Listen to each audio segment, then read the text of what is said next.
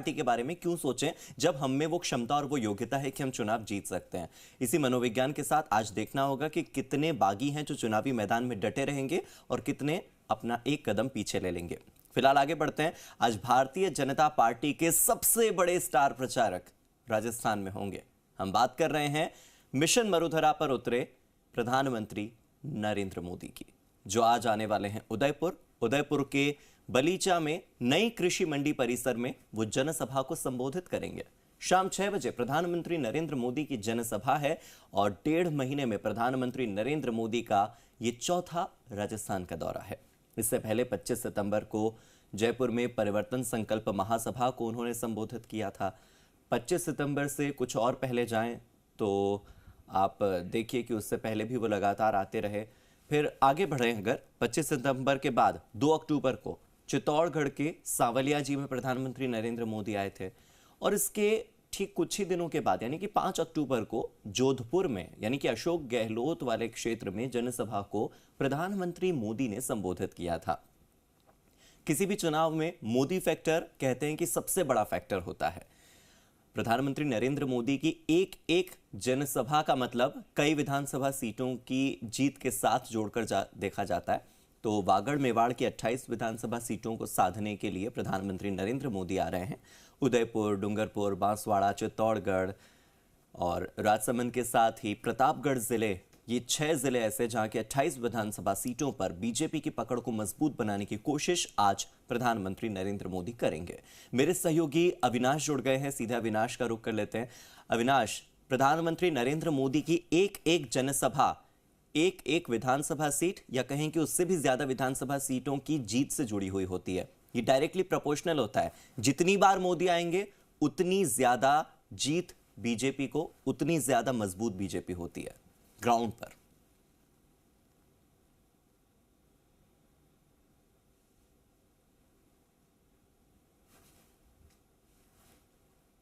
अविनाश, आप तक मेरी आवाज पहुंच पा रही है? जी अविनाश, प्रधानमंत्री नरेंद्र मोदी के बारे में कहा जाता है कि वो जिस भी चुनावी राज्य में जितनी ज्यादा जनसभाएं करते हैं, जितने चुनावी दौरे करते हैं, उतनी ज्यादा विधानसभा सीटें बीजेपी के पाले में आ जाती है और एक जनसभा का मतलब सीधे सीधे डायरेक्टली प्रोपोर्शनल होता है एक विधानसभा सीट की जीत के साथ। जी बिल्कुल, देखिए ये उनकी लोकप्रियता ही है कि जब भी जिस राज्य में चुनाव हो और वहां पर अगर पीएम नरेंद्र मोदी जाते हैं तो बड़ी संख्या में लोग उनको सुनने के लिए उमड़ते हैं। और अगर बात आज उदयपुर की होने वाली जनसभा की करें तो शाम 6 बजे प्रधानमंत्री नरेंद्र मोदी यहाँ पर पहुंचेंगे। ये आज की सभा हालांकि उदयपुर जिले की 8 विधानसभाओं को ध्यान में रखते हुए आयोजित की गई है। 8 विधानसभा क्षेत्र के प्रत्याशी मौजूद रहेंगे, वहां से आने वाले लोग मौजूद रहेंगे। लेकिन क्योंकि संभाग मुख्यालय पे ये सभा आयोजित हो रही है और मेवाड़ वागड़ वो इलाका है जो कि बीजेपी का गढ़ माना जाता है। 2018 में भी बीजेपी यहाँ से 28 में से 15 सीटें जीती थी। तो पार्टी चाहेगी कि ये प्रदर्शन जो है वो और बेहतर हो और 20 से ज्यादा सीटें यहाँ पर जीती जाए। और जब आज प्रधानमंत्री नरेंद्र मोदी यहाँ पर आ रहे हैं तो ना ही केवल उदयपुर जिले की 8 विधानसभा सीटें बल्कि पूरे संभाग की जो 28 सीटें हैं, इस जनसभा से वहां के लोगों तक भी एक मैसेज पहुंचाया जाए कि किस विजन के साथ में इस बार भारतीय जनता पार्टी राजस्थान का चुनाव लड़ रही है। करीब लंबे समय बाद में, चाहे भैरव सिंह शेखावत के समय को देखा जाए, तब से लेकर अब तक जितने भी चुनाव हुए थे राजस्थान में पार्टी एक चेहरे के साथ चुनावी मैदान में उतरती थी।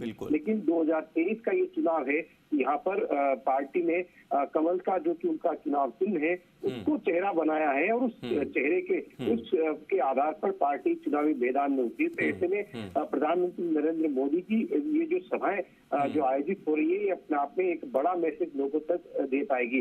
अब तक तो सीधा होता था कि सीएम प्रोजेक्ट चेहरा कौन होगा बीजेपी का, लेकिन इस बार कमल के निशान पर पूरी भारतीय जनता पार्टी चुनाव लड़ रही है। ऐसे में जब आज प्रधानमंत्री नरेंद्र मोदी यहाँ पर आ रहे हैं तो एक बड़ा मैसेज, बड़ा संदेश न ही केवल उदयपुर जिले बल्कि उदयपुर संभाग के लोगों को दिया जाएगा और साथ ही साथ इसका पूरा व्यापक असर किस तरह से राजस्थान की के इस विधानसभा चुनाव में पड़े, उसको उस नजरिए से भी देखा जाता है। क्योंकि ना ही केवल स्टेट के इशू, उदयपुर के इशू के साथ में संभाग, प्रदेश और देश, प्रधानमंत्री नरेंद्र मोदी की एक खासियत होती है कि जब भी वो किसी सभा को संबोधित करते हैं, उस इलाके के छोटे से छोटे इश्यू पर उनका फोकस होता है, साथ ही साथ उस संभाग के ऊपर होता है, प्रदेश के में हुए कार्यों के ऊपर होता है, और साथ ही साथ राष्ट्र का जो विजन लेकर वो चल रहे हैं। इस बात को तो आप या हम नहीं बल्कि कांग्रेस के नेता और विपक्ष के नेता भी मानते हैं कि प्रधानमंत्री नरेंद्र मोदी और उनकी टीम का होमवर्क तो जबरदस्त होता है। जब भी वो कहीं जाते हैं चुनावी सभा के लिए